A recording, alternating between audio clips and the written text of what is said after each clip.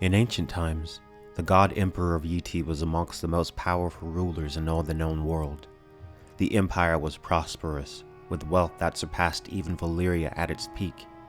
The vast empire stretched from the Bone Mountains all the way to the Jade Sea, and was ruled by the one true god on earth, son of the Maiden of the Light and the Lion of Night. He was called the Emperor of the Dawn. For 10,000 years he reigned, and for 10,000 years Yiti prospered.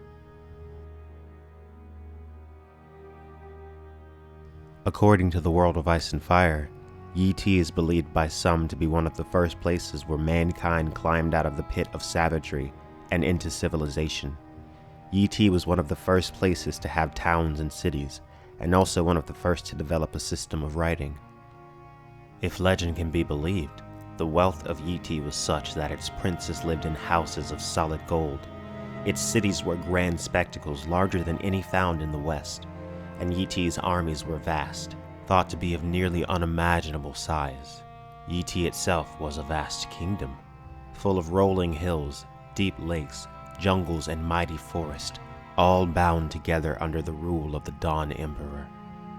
It is said that the Emperor of the Dawn wandered his kingdom in a pelican carved from a single giant pearl, hoisted up by his 100 queens. At the end of his reign, legend tells us that the Emperor of the Dawn ascended into the stars, leaving dominion of his realm to his eldest son, who was named the Pearl Emperor. During the millennia that followed the Dawn Emperor's death, each emperor's reign was more troubled and shorter than the last, and according to the world of Ice and Fire, baleful beasts pressed at the borders of their empire. Yiti became more chaotic as lesser kings grew prideful, and rebellion rang out through the lands. It is said that the people of Yiti had changed, giving themselves over to lust, gluttony, murder, and sloth. At the height of these troubles, the Amethyst Empress was slain by her own brother, who then called himself the Bloodstone Emperor. He usurped his sister and ushered in a new era of darkness. But why? What corrupted Yiti to the point of anarchy and kinslaying? To find the answer, we have to dig deeper. The world of Ice and Fire tells us that the Bloodstone Emperor worshipped a black stone that fell from the sky, but it does not in fact tell us when this black stone arrived.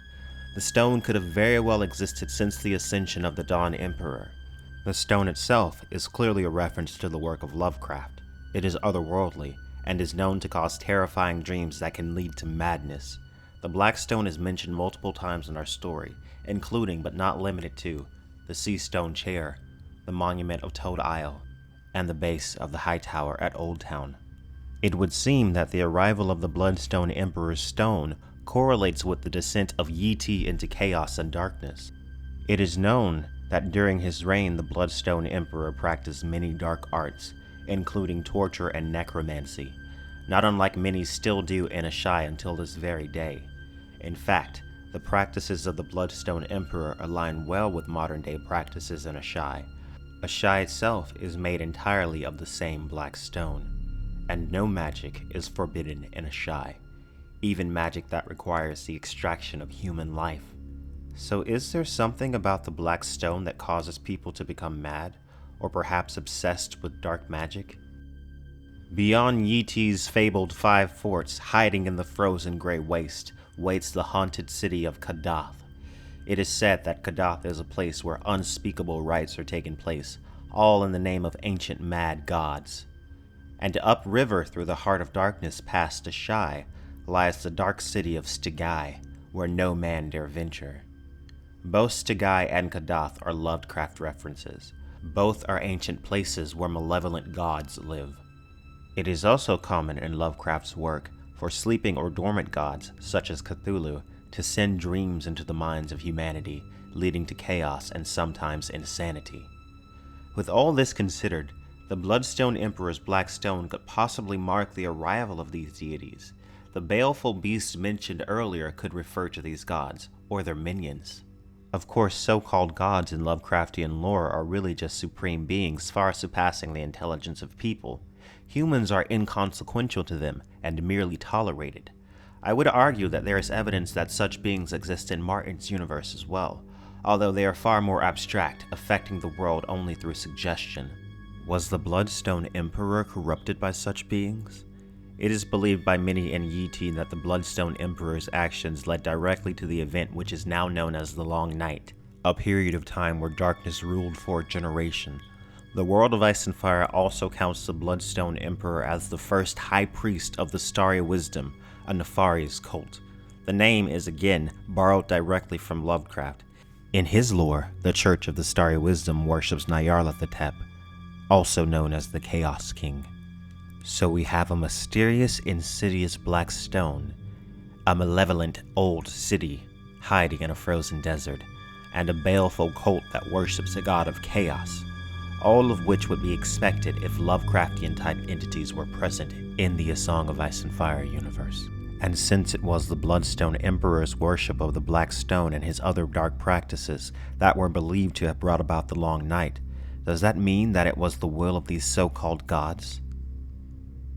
There are multiple places in A Song of Ice and Fire where these entities seem likely to reside, including Stygii and the Heart of Winter, as I discussed in my video on Ashai. Kadath is another, which makes even more sense considering its proximity to Yi. Could the being at Kadath have been responsible for the fall of the Dawn Empire, and perhaps even the Long Night itself? If so, then why? Well, beings of chaos hold the name for a reason. They are a source of fear and dread in humans and cause anxiety and mistrust amongst mankind. The people of Yi hold that the world was a broken place after the Long Night. To quote the world of Ice and Fire directly, "Yet the great empire of the dawn was not reborn, for the restored world was a broken place, where every tribe of men went its own way, fearful of all the others. And war and lust and murder endured, even to our present day." Or so the men and women of the further east believe. Modern Yi is a grand kingdom of ruins, where 100 princes and 3 emperors contest for power, all ruling as they please within their own domains. And so, Yi, the once great single empire, is now divided and chaotic. Was it the simple natural course of entropy? Or was it the will of nefarious beings from beyond the stars that take no mind to the lesser beings that get in the way of their sport? There is no actual way to know for sure. These events are some of the oldest in the history of the world of Ice and Fire. Yi was old before men ever ventured west.